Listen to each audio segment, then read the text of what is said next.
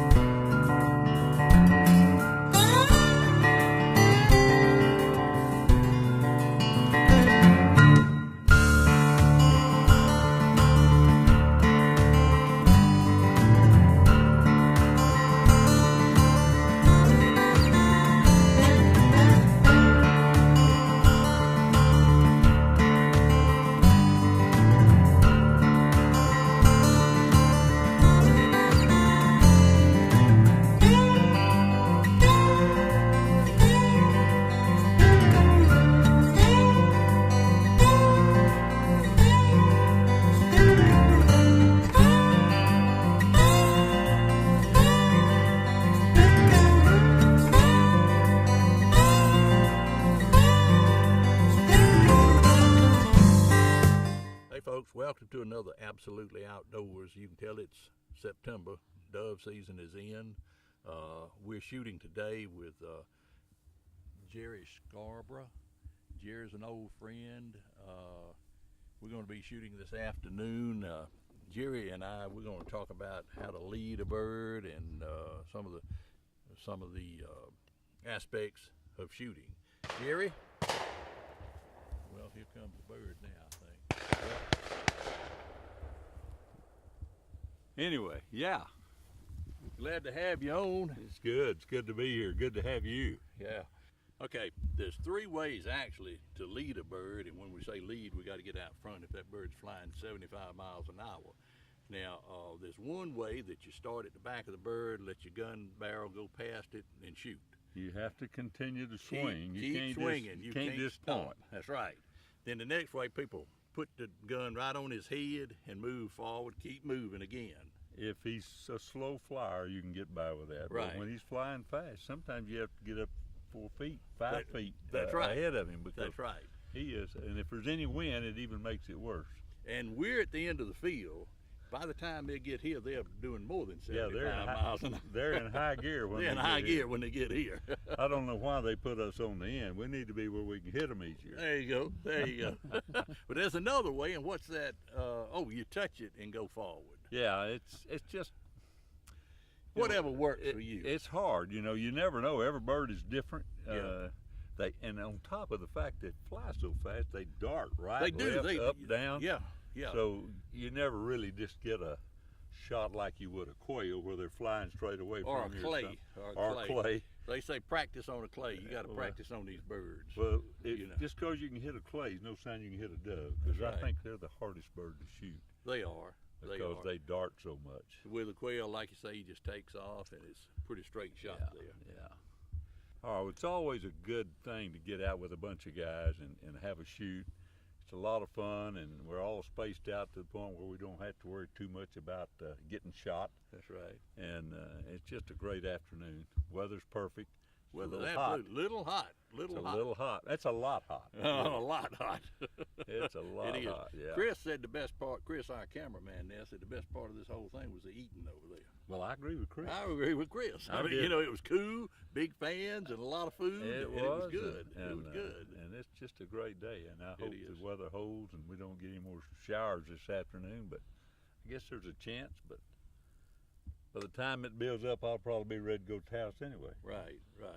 Well, maybe we'll get some birds flying in a few minutes. So we're gonna stay out here with you and see you shoot a bunch of them. That'll be good. Well, we that'll sure be great. Appreciate you talking to us. Well, we appreciate y'all coming out. I tell you, it's a great day. It is. Thank you for watching. We'll be right back.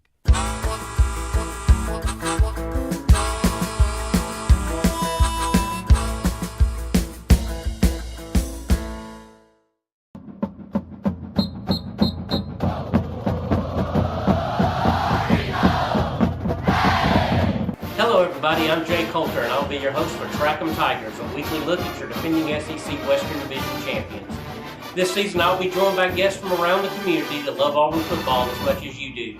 As usual, there are high expectations on the Plains. We'll look ahead to Saturday and get you ready for a big day of Tiger football. Join me each Thursday at 8:30 p.m. and again on Saturday at 12:30 p.m. right here on CTV Beam as Auburn makes another title run. War Eagle.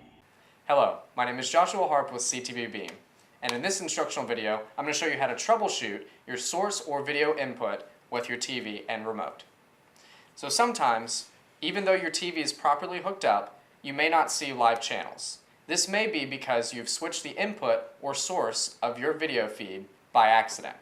With this HD or DVR box remote, the video input is located on the top left.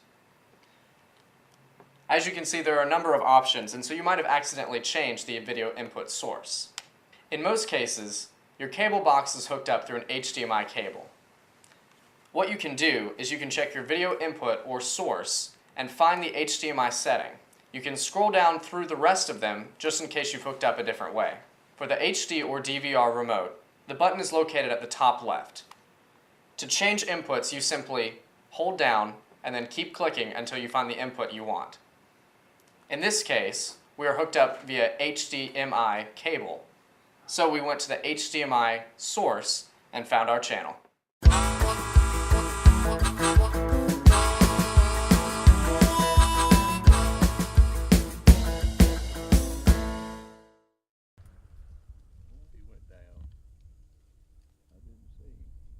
He went down right over there. Somebody shot him.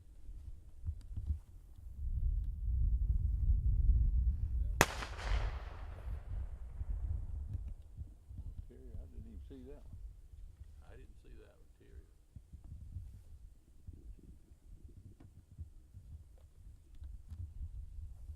There'll be some get up here in a minute.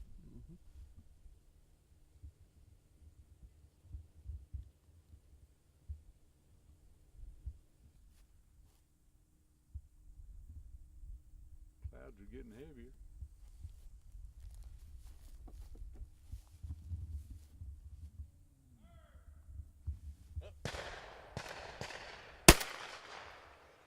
Good shot, Jerry. Yeah.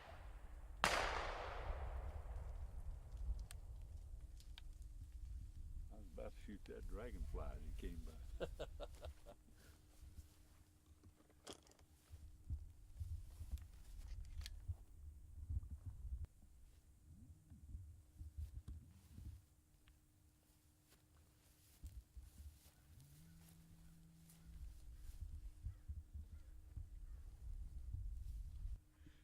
Jerry, how long have you been shooting doves? Probably 60 years, maybe longer, ever since I was a kid. Okay, I know you're from Texas. I There are a lot. I know there's a lot of quail out there. What about doves? A lot of quail, a lot of dove. You know, when I was a kid, we didn't even have any deer around where I was raised, and now it's some of the best deer hunting country in West Texas. Yeah. I don't know what's brought them in. I guess farmland not being farmed, but government loans where they plant this stuff and they can't graze it, and so it's brought a lot of live game in there. Well, you're absolutely correct. I can remember in Russell County there was not a deer when I was a little fella.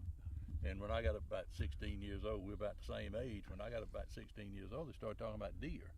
18 years old, and I'd never heard of a deer, never seen a deer in Russell County. When I was 18, we'd have to drive 250 miles to go deer hunting, and now they're just everywhere out there in West Texas. Yeah. And there's both mule deer and whitetails out there. And well, let me ask you. I was out in New Mexico, and they have a different looking quail. It's a pharaoh quail. Do you have that type out in Texas? in Texas, they have what's called blue quail, and it's got a little top knot on it. That's what I was looking at. He was a blue looking. Somebody called him a pharaoh. Well, and they might be, but blue quail, and they run like a turkey. They're not like a bob white. They fly, they run. They don't set and find a place to hide. Go a little further west, they've got a quail out there in Arizona. I used to hunt out there some. It's called a gamble quail, and he's a smaller bird than a blue, but he has a little top knot as well. Okay.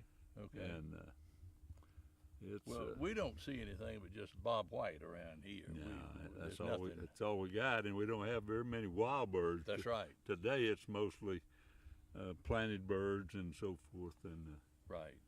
And that's the best part about going back to West Texas to hunt is the birds are all still alive and wild birds and it's a totally different kind of hunting. Absolutely. Now, what about your bird dog's feet? I understand that dirt out there is pretty rough on those feet. Well, the dirt, I guess, is rough, but what's bad for the bird dogs out there is the grass birds, and the grass birds and so they put boots on dogs, and it looked like putting a pair of rubber boots on your feet, and we put them on the dog's feet and then tape them, and then when they start walking, they act like they're walking on eggshells. Right, it's really right. fun I can to watch imagine. they have a time adjusting to them till they get Right. them. But, Well, what is the favorite bird dog out there? Pointer, setter, German Shorthair, what? oh, I think probably the pointers are the most, but I personally myself hunt behind Brittany's more than anything else. I like the Brittany because they'll hunt close in and they're good dead dogs. Yeah, I like a Brittany. I've got some Brittany's, and I really like they hunt close in, and they just, thing about a Brittany is, the pointer's not going to be your friend. All he wants to do is eat and hunt, and that's it. But a Brittany will be your friend. He'll sit on the front seat with you and ride to the field and get out and hunt and then come back, and I just like a Brittany. We had a bird dog one time, was a pointer, and you could never control him. And when we'd first turn him out, we'd tie a window weight, the old window weights like used to be, tie it around his neck and let him drag that for about an hour or two, and he would settle down. He'd tire down enough that he wouldn't get too far out. Well, I was telling you a while ago what Andy Calloway said.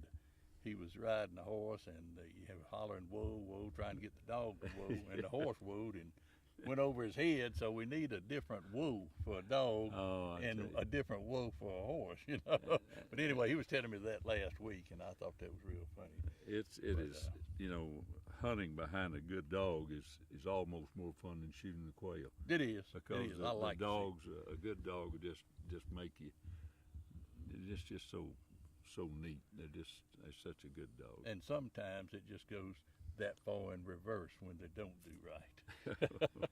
Yeah, I've seen people haul off and shoot at them. I have too. Try to get their attention. Try to get their attention. They used to do that quite often, but now they use the collar. Oh yeah, the collar's the thing right now. Sure, anyway. Well, I won't hold you up any longer. I want you to keep shooting here. We'll find another one here maybe. Something doesn't happen. There you go. Okay. We'll be back with you. We'll be back in a minute.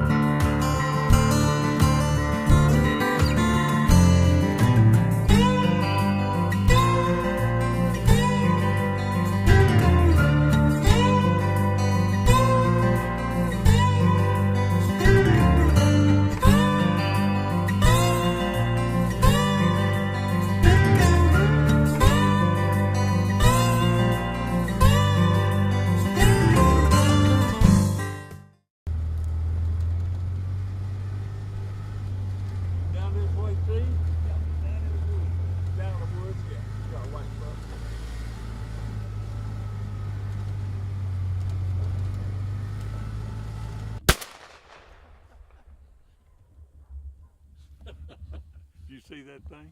Yeah. That was good. That was good. That was good. That was good. All right. That was good. That was great. This has been fun. Jerry, it's been great being with you this afternoon. Steve, I've enjoyed it. Really enjoyed it. It's been my pleasure. And we'll have to do this again. I hope so. I hope so. All right. We didn't get many dove, but we had a great time. Well. And that's what life's all about, is a fellowship. And, that's right. Being with friends and stuff like that. Lunch, friendship, afternoon, it doesn't get any better. Doesn't get any better. Sure doesn't. We thank you for coming out. Well, we really enjoyed it. All CTV right. Beam, I'm Steve Abbott. This is my old buddy Jerry Scarborough. We'll see you next week.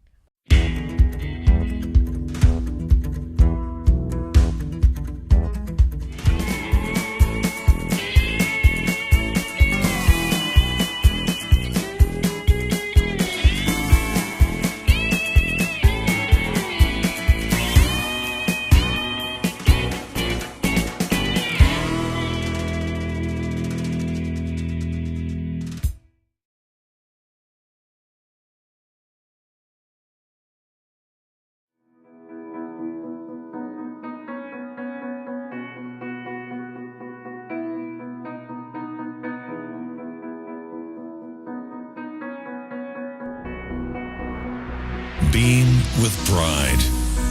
Pride in our neighbors, friends, and family. Where we were taught what really matters. That when you base your business on principles of integrity, humility, and generosity, you give back to the community you serve. Where business relationships is more than money can measure, and that good service both to our customers and through our works will always be remembered. Beam with strength. Strength and flexibility to be big and small. To offer the same technology to feel big, but the customer service to feel small. Where the customer is not one of millions. They're one. The strength to bring our customers expertise and new technology, yet still recognizing our customers as our neighbors, something our size allows us to do. But the big guys will struggle with exactly what sets us apart. Beam with joy, the joy of generosity, a value of what made us who we are since the beginning. When our founder wanted his community to have the same amenities that bigger cities had, so he started our cable company out of his barn. A principle that has kept us grounded in our community-first approach, giving both time and resources so we can all stay connected. Where we learned not only what a community support will do, but what we could do by supporting our community. Something our national competitors could never identify with. The core value that makes us who we are. Pride, strength, joy. That's what we thought too. Beam, bringing East Alabama more. It's in our name.